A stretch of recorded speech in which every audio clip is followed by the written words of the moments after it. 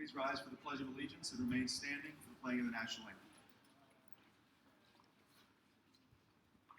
I pledge allegiance to the flag of the United States of America, to the republic for which it stands, one nation, under God, indivisible, with liberty and justice for all.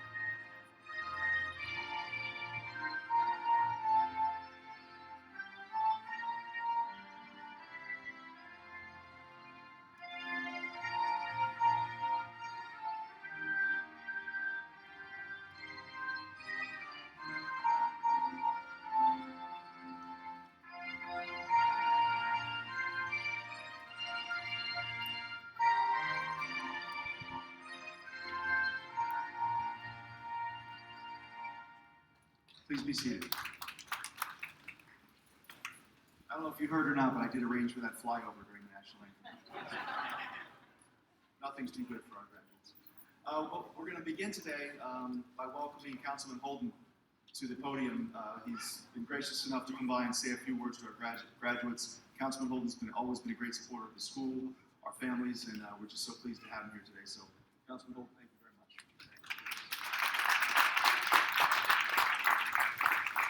Just a few words. Good morning, and can you have a better day than today? Really, it's unbelievable. Not a cloud in the sky, and about 68 degrees. Nice little breeze. Doesn't get better than this. And this is the best school, by the way. That it's like historically the best school, one of the best in the district or in the city of New York. I know you want me to say best, but I get in trouble. But Tom Carty and Principal Tom Carty and certainly the faculty have been unbelievable here. And during the pandemic, it's been a rough time for everyone, especially students and parents, faculty. But is there another flyover? Okay, sorry. But it's been an incredible experience. And this principal, by the way, those videos. Did you watch the videos? Amazing. There is another profession waiting for you. It's incredible. But I just want to go over a couple of things to the graduates because I always do this, and sometimes I get in trouble. But it is I do it from personal experience. I graduated 8th grade in 1965. So figure that one out. Not 1865. What's 1865 significance of that? Anybody? 1865? Civil War. Who said that? Raise your hand. Give that man his diploma. Oh, you don't, okay, you don't get the diploma. You should know that, 1865, but no, it's 1965 I graduated. And this is what I did. I went into my storage unit and got my autograph book from, they still do this? You still have autograph books? Great, I'm glad that, because that tradition, I have autograph books that I collected from other people in the 1800s, so it's a good tradition. And it's nice looking back 50 or so years later to where you've been, where you were, and then where you are now. And in 1965, I wanted, let's see what I wanted to do. I wanted to be a baseball player. That was my profession. I wanted to be a baseball player. And a hockey player. So I wanted both professions. And my favorite team was the Los Angeles Dodgers. They were the Brooklyn Dodgers. So that's how far I go back to Ebbets Field. So one thing about me, I'm loyal. I stay with the same team. But as professions, we have to have backups, because obviously I didn't become a baseball player, professional ball player. I didn't become a professional hockey player. I became a councilman. Never expected that. Before that, I had another life as a college professor. Before that, I had another life as a graphic designer. So life takes you in different directions. And when I graduated the 8th grade and on to high school, I transitioned into an adult, and that wasn't easy. And there are decisions to be made in the future. So I want you to listen to this, graduates, because it's very important. Your high school years are key. It's key to becoming, or you're molding. Obviously, you're going into adulthood. When you graduate high school, you'll be a young adult, and you're hopefully going on to college and going on to a career. So you have to start today. I'm not saying I'm not rushing you. It doesn't have to be exactly today. But you start thinking about your future as to what you want to do in life. Now, I attended 20 years of schooling, 20 years. And 8 years in college, and no, I didn't get left back.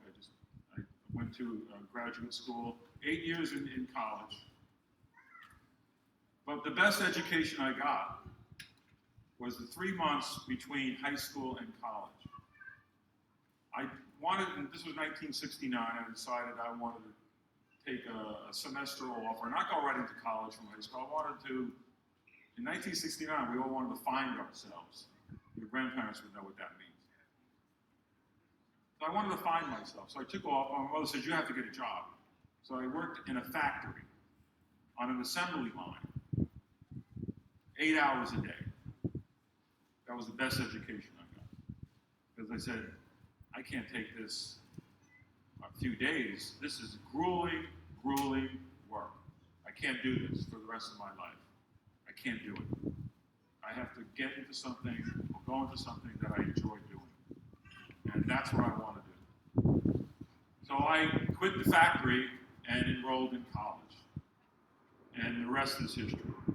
I went on to be, like I said, a graphic designer and teach college. I never expected to be in front of anybody, a class, and teach college. But the thing I did, and the thing that guided me through all of this, was volunteering, the V for volunteer. Not the V for victory, the V for volunteering, meaning that I took that into everything I did. My mother taught me to do that. Volunteer, get involved, give back.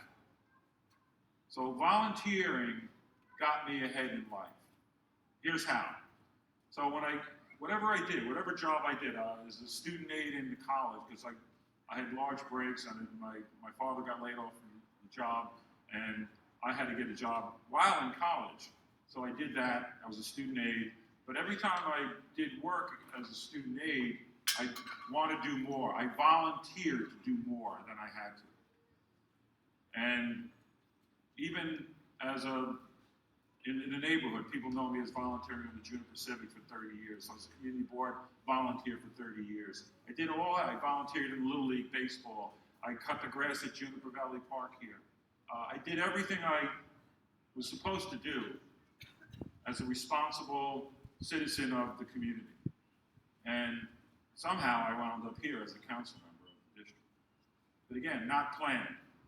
So what you have in life is you have opportunities, but as in the high school years, they're the most, that's where you're going to be formed and molded into the person you'll become. And volunteering is very, very important. And the high school years were so important to me, it changed my life completely. I didn't know where I was going. The graduate, the knucklehead graduate in 1965 that I was, changed in high school dramatically. I had an art teacher that said, go into art because you have talent there. Do something you want to, work at something you want to really love. And the factory taught me that I should work. It gave me a good lesson. But on June 21st, 1968, walking on Elliott Avenue near Lutheran, over the railroad bridge, I ran into a person that changed my life. That was my future wife. That was June 21st. Monday, it'll be 53 years since I decided to walk on Elliott Avenue, just bumped into a beautiful young girl. And a year later, we started going out. And then in 1973, we married. We're still married, and it's a wonderful life. And so, but it all stems from being involved, being committed, and especially, it's amazing I survived my teen years. Most of us in those 60s and early 70s, it's amazing we did, because I lost so many friends. So you can make bad decisions in high school. Don't do that. Listen to the inner voice, because you have the best education you could possibly have. You live in one of the greatest communities you could ever live in. All right, this neighborhood is a great, great community. And you live in one of the best cities in the world. I used to say the best, but I'm a little upset at what's going on now. But we'll get out of this. But make the right decisions in high school. Very important. Very important. Listen to that inner voice, listen to your parents, and certainly listen to your teachers and ask their advice, because it's so important that you make the right decisions in high school and then go on to college and the bigger and better things. But thank you so much. Thank you all for being a big part of this community and the school, and thank you teachers for the job you've done, and certainly the principal. You can't have a better principal than Tom Carter. Thank you so much.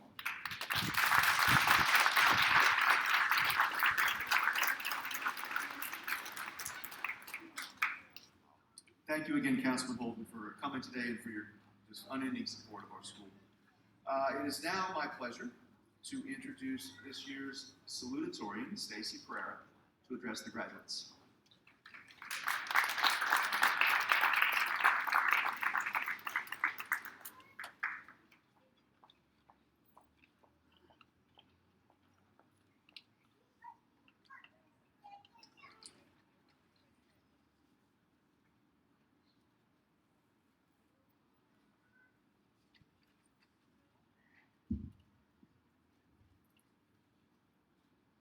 Hello, and welcome to the 8th grade graduation ceremony.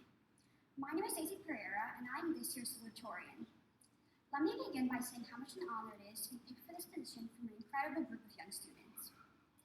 As many of you probably know, I transferred to this school in the 5th grade. It was definitely nerve-wracking and stressful to have started a new school. I remember after my first day, I pleaded with my mother to let me transfer back to my old school, back to the hallways I knew how to navigate and the friends I'd known practically my entire life. After those first few days, however, I quickly settled into the atmosphere, found myself making new friends and enjoying my classes. I was embraced by the wonderful, kind community of the school, and I no longer constantly wish I was back in my old school. Moving on to high school is a similar experience. Some of us are excited for the next chapter of our lives, full of new endeavors, while others are anxious, apprehensive at what is to come. Most of us are probably a mix of both. However, through my experience of starting at 49, I learned a few things. Sure, it is a little rocky at first. We are all human and we all take comfort in things we find recognizable. It'll take some time to figure out the morning commute and where your classes are and who your friends will be. But in the end, it'll all fit. The most important thing is to keep going through all your goals, through all your obstacles, and work hard towards your goals. Now, regardless of how we feel about moving on to the future, we can all agree that it is upsetting to leave the past behind. But the thing is, we aren't completely leaving the past. Sometimes I still see classmates from my old school at the supermarket or on the street. The point is that while we are moving on to the new, this school will always be a cornerstone in the community. The experiences and memories will always hold a special place in our hearts. Every lesson, every assignment, every project, every test, every friend, every student, every teacher had some part in shaping us. I want to express my gratitude to our teachers. Thank you to Mrs. Amaka for always challenging us in math. Thank you to Mr. Corradino for making your classes so interactive. Thank you to Mr. McGarry for allowing us to test new viewpoints in ELA. Thank you to Ms. Thompson for all your help with high school. And thank you to Ms. Weil for introducing us to the rich Spanish culture throughout this year. For all the teachers whose names I didn't mention, thank you for being pillars of support through our academic learning and for making class enjoyable and fun. Thank you to the administrators, Mr. Carty, Ms. Delio, and Ms. Snell for creating a united, strong school environment. Thank you to the parents, guardians, family, and friends who have supported the graduates throughout their journey. But most importantly, thank you to my fellow graduates. Thank you for being great classmates, excellent students, and exceptional friends. Now, as those of you who know me know, I love a good quote. So to conclude, as F. Scott Fitzgerald said, I hope you live a life you're proud of, and if you're not, I hope you have the courage to start over again. Once again, thank you, and congratulations to this year's graduating class.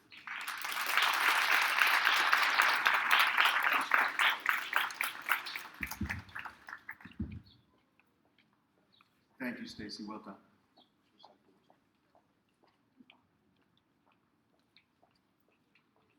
We're going to mix things up just a little off the program. We're going to now go to our awards. Each year, every graduate sitting in front of us is an awardee today, just by being here. And we're certainly proud of all of them. But each year we do have a number of awards that we can recognize students who, for something specific, and the teachers get together and kind of try to determine which students might be worthy or deserving of a little bit higher honor, okay? And that's not to take anything away from anyone else, but there's only so many awards.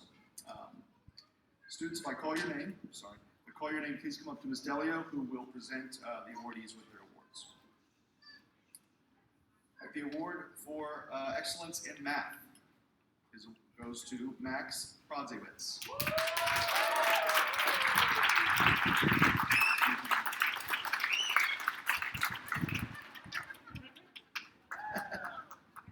+1. The award for excellence in science goes to Giancarlo Muffaletto.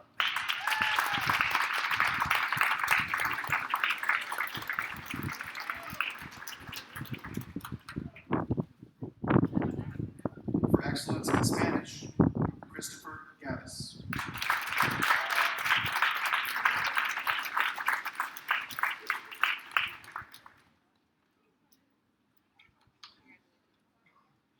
We did something a little different this year. Each year, obviously, there's a valedictorian and salutatorian, students who are recognized for having the highest and second highest average in the graduating class. Because we're doing these ceremonies by class this year, we are going to, for each ceremony, we recognize the students who have the highest academic average in that specific class. And we actually have a tie. Those two students are Giancarlo Muffaletto and Max Prodzewitz.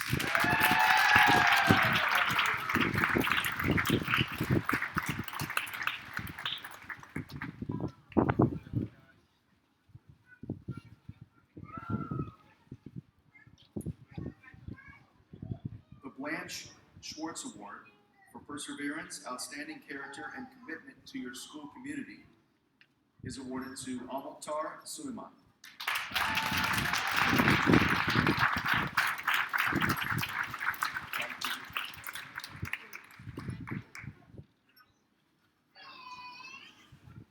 And our final award today, the New York State Comptroller Award for Academic Excellence and Leadership Potential, is awarded to Ronnie Skolnik.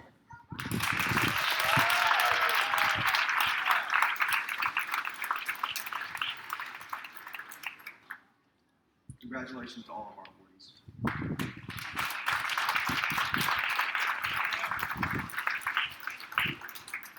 is now my pleasure to invite Olivia Tabik, this year's valedictorian, up to the podium to address the graduates.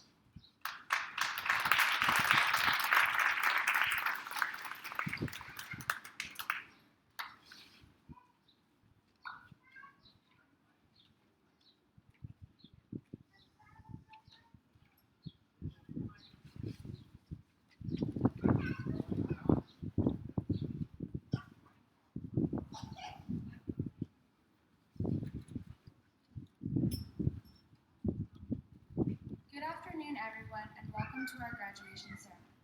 I'm so grateful that we could all be here together to celebrate this day. If I was asked 2 years ago what I thought my graduation would look like, I probably would have answered that I imagined myself stuck amongst rows of graduates in matching caps and gowns filling a crowded auditorium. I would have imagined my name being called to stand up and walk across a big stage to receive my diploma. I would have never envisioned myself standing here in the same schoolyard I walked through each September on my first day of school for 9 years. But then again, so much has happened in these past 2 school years as they have been incomparable to any others.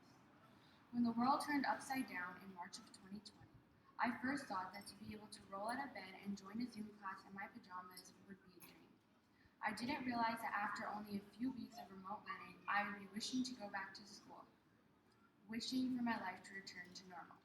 Still, my final year here at 49 seemed far away, a time when the world would surely be right side up. And so we persevered through the rest of the year and prepared for 8th grade. September rolled around once again, yet we were all stricken with the reality that life was far from orthodox.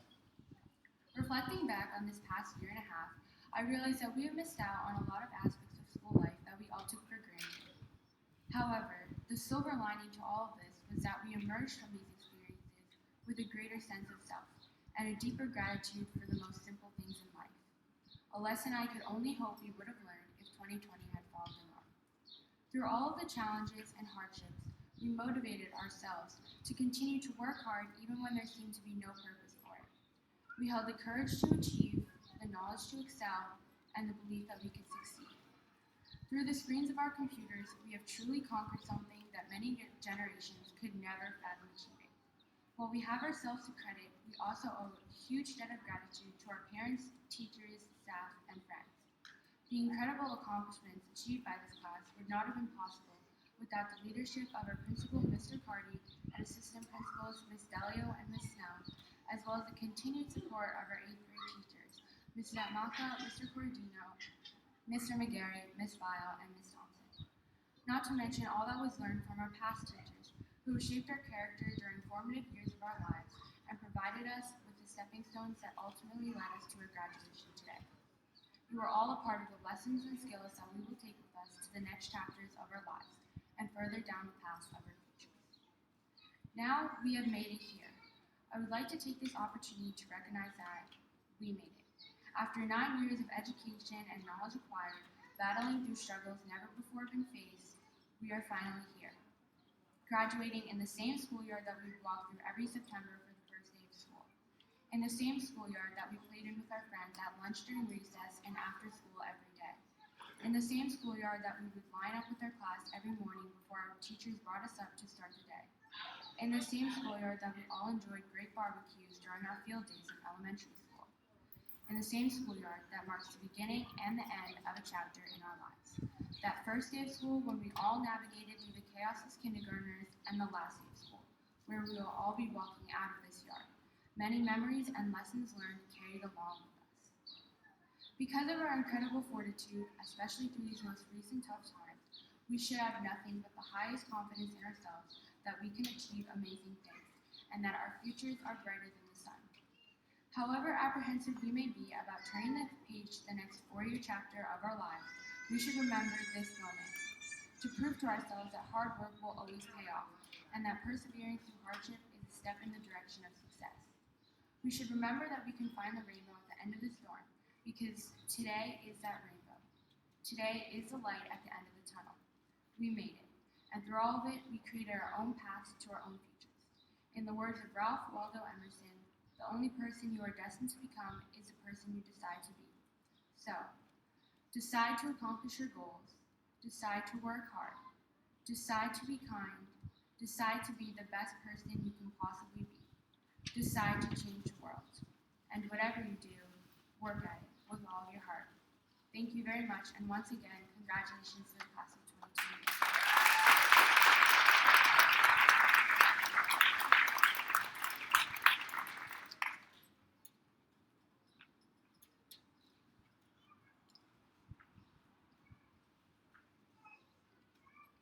Thank you, Olivia.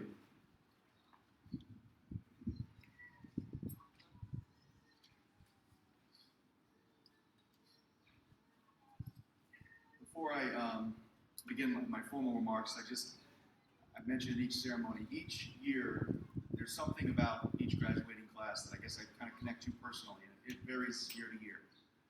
This year's is very special because I have a daughter the same age. She's graduating 8th grade next week.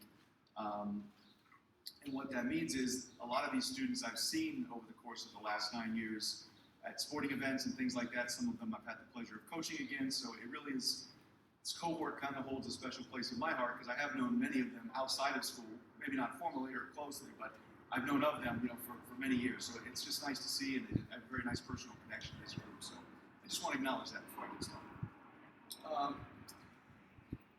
started. It's so great to be able to welcome our families, friends, staff, and most importantly, our graduates of the class of 2021 here today.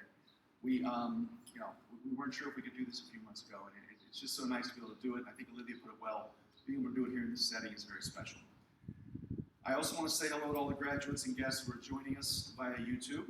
Please know that whether you're with us in person or virtually, you are all very important members of the 49 family, and we're here today to celebrate your outstanding accomplishments. And what I want the graduates to understand very clearly is just what you have accomplished today.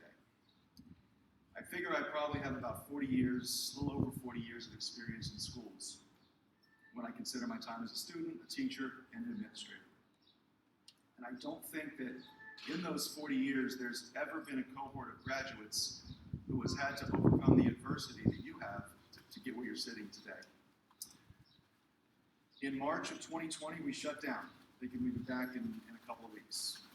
By mid-April, we shut down for the rest of the year. As late as August of 2020, we could not tell you what your schedules would look like or who would be teaching you. We opened late, went remote again, brought you back, and randomly closed in between. Uncertainty and instability led to frustration and a constant state of stress.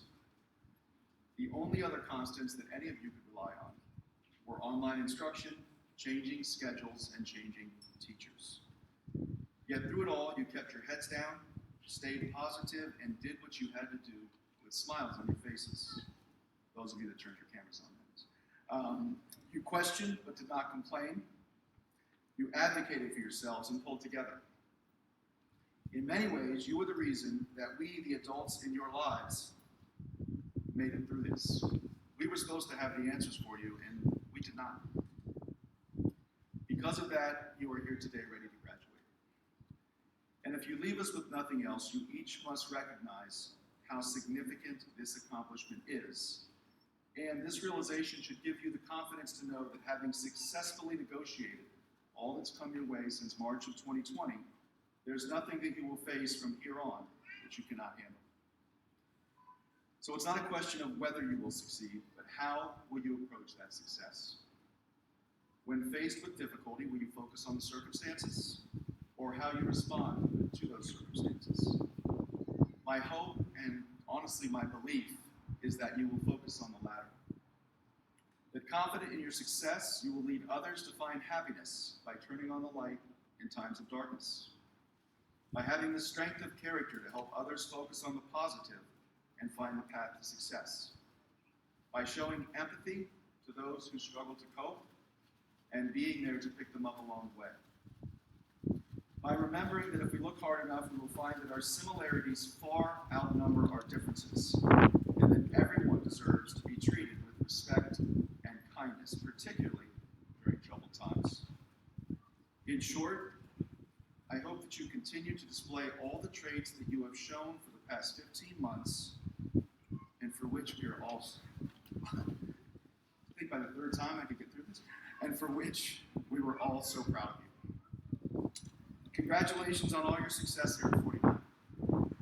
We have missed you, and we will miss you when you leave us, but I know that you are all destined to do great things. Thank you for allowing me the privilege of working with you as your principal. I wish you and your families nothing but the best in the years to come. Thank you.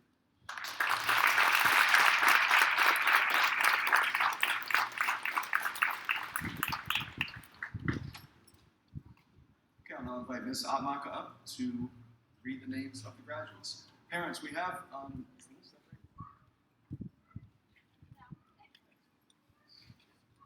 we'll figure it out, yes. We have divided the diplomas in half, so that the students sitting on this side will receive their diplomas on this side, and the students on this side will receive their diplomas on this side, so parents have the opportunity to take pictures if they'd like to. We just have to adjust the list.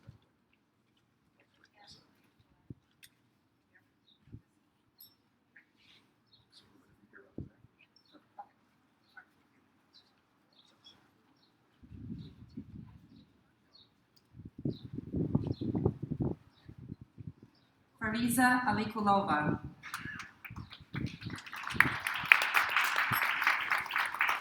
Georgie Arakelov.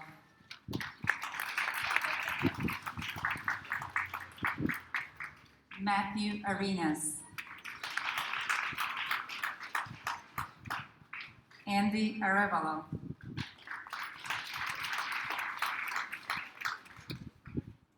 Hector Crespo.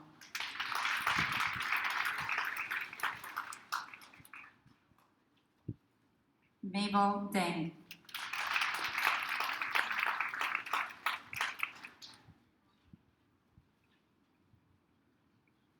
Vladimir Georgievic.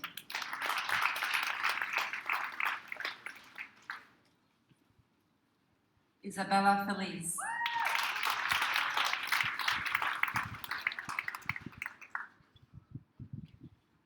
Christopher Gavis.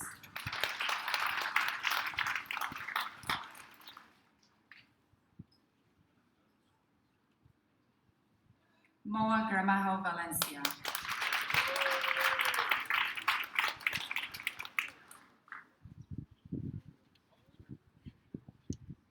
Anthony Gratzky.